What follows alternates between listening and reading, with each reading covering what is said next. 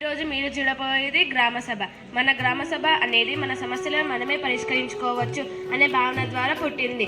గాంధీ గారు ఈ ఆలోచనను తనకు ఇష్టమైన రామరాజ్య అనే ఆలోచన ద్వారా మనకు చెప్పారు. మనకు స్వాతంత్రం వచ్చిన తరువాత 1973లో గ్రామ పంచాయతీని ఏర్పరిచి గ్రామాలకు వారి సమస్యలను వారే పరిష్కరించుకోవచ్చు అనే శక్తిని ఇచ్చారు.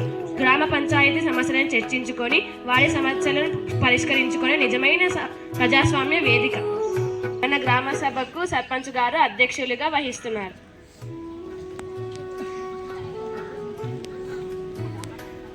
ప్రియమైన గ్రామస్తులారా, ఈరోజు మన గ్రామ సభ మొదలవుతుంది.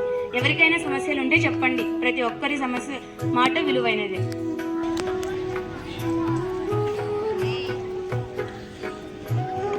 ఈరోజు చర్చించాల్సిన అంశాలు: తాగునీరు సమస్య, పాఠశాల సౌకర్యాలు, శుభ్రత, యువత ఉపాధి. సర్పంచ్ గారు, వర్షాలు లేక బావులు ఎండిపోతున్నాయి. పంటలకు నీరు లేక ఇబ్బంది పడుతున్నాం. ఒక నీటి ట్యాంకు అవసరం. బాగుంది. పంచాయతీ సమితి నుండి నిధులు తెప్పించి నీటి ట్యాంకు ఏర్పాటు చేస్తాం.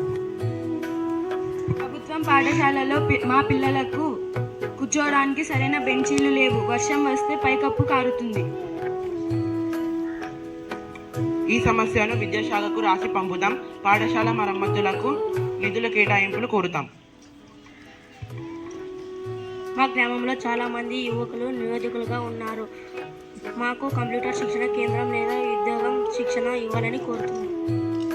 బాగుంది. ఈ ప్రతిపాదన నుండి ప్రభుత్వానికి పంపి స్కిల్ డెవలప్మెంట్ కార్యక్రమంలో మన గ్రామాన్ని చేర్పిస్తాం. గ్రామ సర్పంచ్ గారు, మన గ్రామంలో చెత్త ఎక్కువ పేరుకొని పోతుంది. దయచేసి శుభ్రతపై దృష్టి పెట్టండి. అలాగే మన గ్రామంలో వృద్ధులకు పింఛన్ రావటం లేదు. స్వచ్ఛ భారత్ పథకం కింద డస్ట్బిన్లు ఏర్పాటు చేస్తాం. శుభ్రత కోసం ప్రత్యేకంగా సిబ్బంది నియమిస్తాం. వృద్ధుల పింఛన్ ప్రభుత్వానికి తెలియజేస్తాం. ఈరోజు గ్రామ సభలో తీసుకున్న నిర్ణయాలు: కొత్త నీటి ట్యాంక్ ఏర్పాటుకు చర్యలు, పాఠశాల మరమ్మతులు, కంప్యూటర్ శిక్షణ కేంద్ర ప్రతిపాదన, గ్రామంలో శుభ్రత కార్యక్రమం. అందరికీ ధన్యవాదాలు. ఇదే గ్రామ సభ.